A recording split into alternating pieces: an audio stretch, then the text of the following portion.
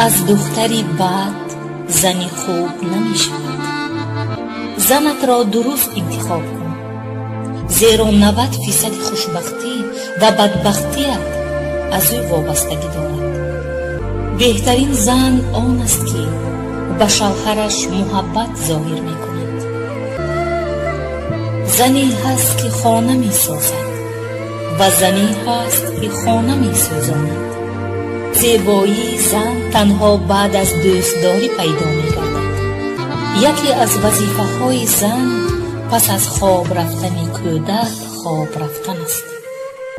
زن اقتصاددان اموال شوهرش را سرفکارانه استفاده می برد و بر عائله برکت می آورد. در دنیا 4 نعمت است.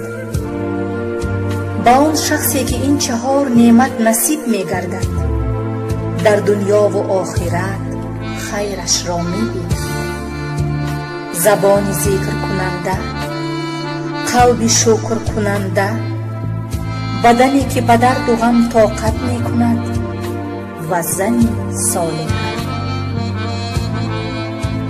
زنی صالحه برای شوهرش نعمت جنت است و زنی بد عذاب جهنم.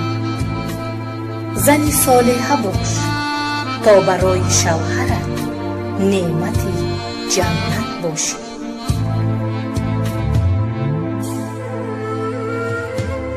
زنی که فرزندش را گم می کند، هر روزی نو برایش روزی اول است و این غم پیر نمی گردد.